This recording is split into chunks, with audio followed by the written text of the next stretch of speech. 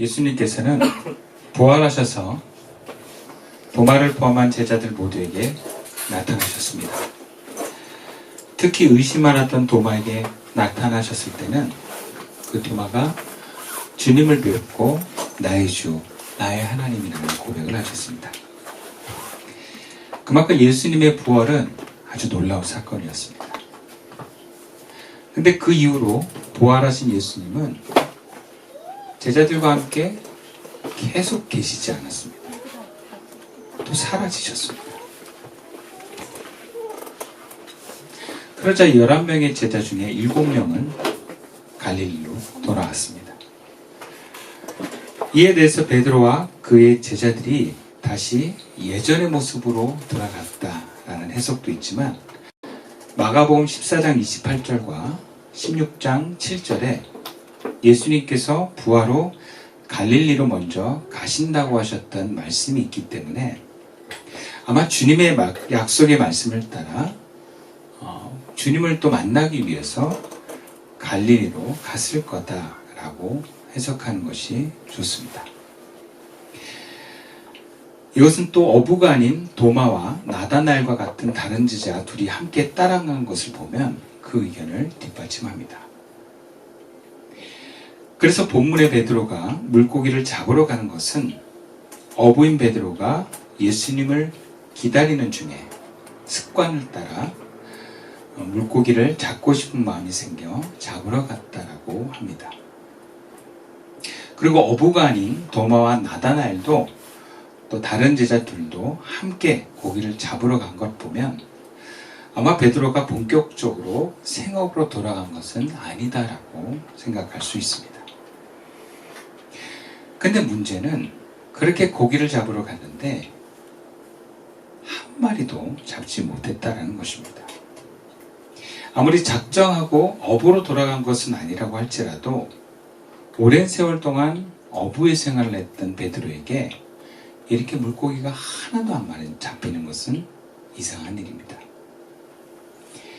근데 분위기로는 누가복음 5장에 예수님이 처음 베드로에게 나타나셨을 때의 모습과 유사합니다. 바로 이 사건 이후에 예수님께서 제자들에게 나타나십니다. 근데 제자들은 그들 앞에 나타난 분, 물론 저 뭇가에 있는 조금 멀리 떨어진 예수님이긴 했지만 그 예수님이 바로 부활하신 예수님인 줄은 알아보지 못합니다. 요한복음의 순서상 2번이나 부활하신 예수님을 만나 뵈었지만 여전히 그들은 영안이 열리지 않았다라는 것을 보여주는 것 같습니다. 그래서 오히려 예수님께서는 자신을 알아보지 못하는 제자들에게 먼저 말을 건네십니다. 그리고 그 말이 아마 건네질 정도의 거리에 있었던 것 같습니다. 본문 4절과 5절 말씀입니다. 날이 새어갈 때 예수께서 바닷가에 서셨으나 제자들이 예수인 줄 알지 못하는지라. 예수께서 이르시되 얘들아 너에게 고기가 있느냐? 대답하되 없나이다. 너희에게 고기가 있느냐? 그렇게 물으시고는 없나이다 라고 대답한 그 제자들의 대답에 예수님께서는 그물을 배 오른편에 던져라. 그리하면 잡을 것이다 라고 하십니다. 그리고 실제로 제자들이 그 말씀하신 대로 그물을 던지니까 고기가 너무 많이 걸려서 그물을 끌어올릴 수 없는 상태가 되었다라고 기록합니다. 이 장면은 누가복음에서 예수님께서 갈릴리 어부로 고기를 잡아왔던 베드로와 야고보 요한에게 처음으로 나타나셨던 장면과 오버랩이 됩니다. 그때도 밤새 그물을 내렸지만 고기를 한 마리도 잡지 못하고 있을 때 예수님께서 깊은 데로 가서 그물을 내려 고기를 잡으라고 말씀하셨고 그 말씀에 의지하여서 순종하여 그물을 내렸을 때 그물이 찢어질 정도로 물고기가 많이 잡혔습니다. 그 상황을 가장 먼저 알아차린 사람은 바로 예수가 살아가시는 제자 요한이었습니다. 그는 제자들 중에 가장 뛰어난 직관력이 있었음을 보여줍니다. 그런데 행동은 이번엔 베드로가 더 먼저 합니다. 본문 7절 말씀입니다. 예수께서 사랑하시는 그 제자가 베드로에게 이르되 주님이시라 하니 시몬 베드로가 벗고 있다가 주님이라 하는 말을 듣고 겉옷을 두른 후에 바다로 뛰어 내리더라. 부활 후 예수님은 이상하게 제자들이 금방 알아차리지 못합니다. 그것이 볼 때마다 모습이 달라져서 그런지 또 아니면 제자들이 정말 못 알아보는 건지 모습은 그대로인데 알아차리지 못하는 건지 분명하지는 않습니다. 그런데 아마 부활 전의 예수와 부활 예수가 분명 달라졌다는 것을 보여주는 것은 분명한 메시지인 것 같습니다. 근데 어쨌든 몰라 뵀던 그 예수님을 그물이 찢어질 정도로 고기가 잡힌 상황을 통해서 저분이 바로 우리와 함께 3년을 살았던 예수님이다 라고 하는 사실을 요한은 알아차립니다. 그래서 저분은 주님이시다 라고 고백을 한 것입니다. 근데 갈릴리에서 부활하신 예수님을 가장 먼저 알아차린 것도 사도 요한이었지만 그 예수님을 알아보고 가장 먼저 다가간 것은 베드로였습니다. 그것도 배 위에서 예수님께 다가가는 것이 지체될 것 같아서 바다에 뛰어들어서, 여기서 바다는 갈릴리 호수를 말합니다. 헤엄쳐서 예수님께 다가갑니다. 아마 베드로는 그 순간 예수님을 너무 보고 싶었고 또 사랑하고 있음을 행동으로 보여주고 있습니다. 그는 그렇게 행동이 빠른 사람이었습니다. 이 행동의 모습을 보면 베드로가 뭔가 달라졌다라는 것을 짐작케 합니다. 그리고 초대교회는 이렇게 직관이 뛰어난 지도자와 행동이 있는 한 사람, 그 두 사람 위에서 든든히 세워져 가고 있음을 보여주기도 합니다.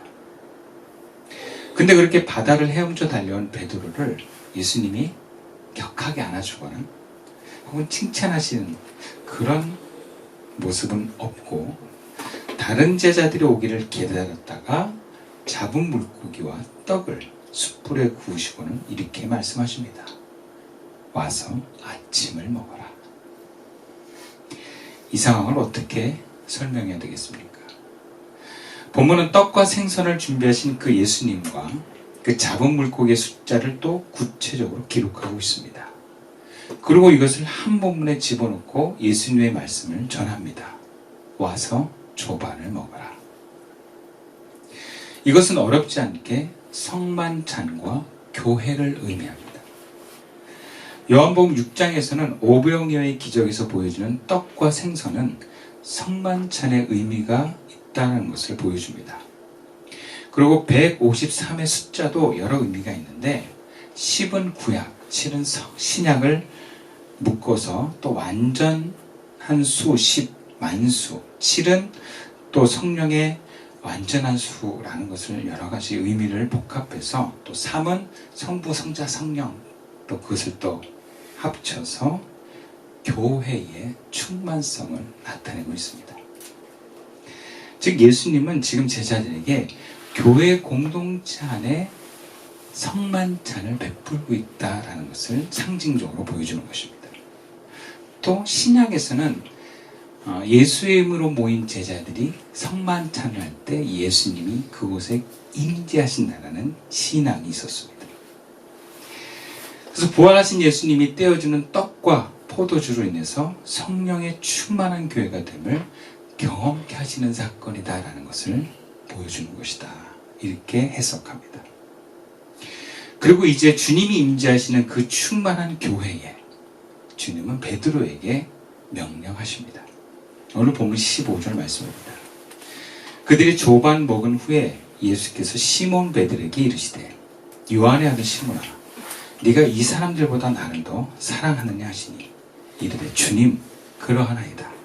내가 주님을 사랑하는 줄 주님께서 하시나이다. 이르시되 내 어린 양을 먹이라. 예수님께서 이렇게 지금 만들어진 상황에서 베드로에게, 교회의 수장이라고 말할 수 있는 베드로에게 먼저 이렇게 말씀하십니다. 요한의 아들 시몬아. 분명 예수님은 공생의 기간에 요한의 아들 시몬에게 시몬 베드로라고 하는 이름을 지어주셨습니다. 베드로는 반석이라는 뜻을 갖고 있습니다. 마태복음 16장 18절에 의하면 그 반석 위에 교회를 세우겠다고 말씀하셨습니다. 즉 베드로는 교회의 수장으로서 교회를 책임지고 이끌어가는 사람이었습니다. 이것은 베드로가 예수님의 뜻을 따라 교회를 세우는 사도로 지도자임을 세워주시는 말씀입니다. 그리고 그렇게 계명된 베드로로 계속 부르셨는데 이제 다시 요한의 아들 시몬이라고 부르십니다. 어쩌면 이것은 베드로가 아직은 베드로로서의 사명이 아니라 예수님을 부인한 사건을 통해서 여전히 그 옛 모습에 계명되기 전에 옛 모습으로 뭔가 다시 돌아갔다라고 보여주는 말씀이기도 합니다. 아직은 준비가 안 된 것입니다. 그런데 아직은 준비가 안 된 그 시몬이 예수님을 사랑한다라고 하는 응답, 고백과 대답을 통해서 베드로로서의 사명을 감당하는 것입니다. 그래서 예수님은 질문을 했고 내가 주님을 사랑합니다 라는 신앙 고백을 통해서 예수님은 그래 그러면 내 양을 먹이라 라고 사명을 전하시는 것입니다. 그렇게 시몬을 베드로로 회복시키기 위한 질문, 네가 나를 사랑하느냐입니다. 우리는 예수님을 사랑할 때 주님의 사명을 감당할 수 있습니다. 심지어 베드로는 예수님의 질문에 바로 대답을 합니다. 고민하지 않습니다. 어쩌면 예수님을 향해서 바다로 뛰어들어갔을 때부터 그의 마음은 정해진 것입니다. 내가 주를 사랑하는 줄 주님께서 아시나이다. 정말 확신에 찬 자기 고백입니다. 근데 예수님께서 처음에 질문하실 때 하나의 조건을 거십니다. 네가 이 사람들보다 나를 사랑하느냐입니다. 어쩌면 베드로가 같은 교회의 중직으로서 혹은 교회를 함께 세워가는 성도로서 예수님께서 명하신 그 사명, 내 양을 먹이라는 사명을 감당하기 위해서는 이 사람들보다, 즉 내 가족, 내가 소중히 여기는 친구들 혹은 내가 뭔가 의미를 두는 그 어떤 것보다 예수님을 더 사랑할 때 가능한 것임을 전제로 합니다. 그것을 여전히 확신 있게 대답한 베드로에게, 시몬 베드로에게 예수님은 그의 지위를 회복시키시고 그에게 역할을 명하십니다. 내 어린 양을 먹여라.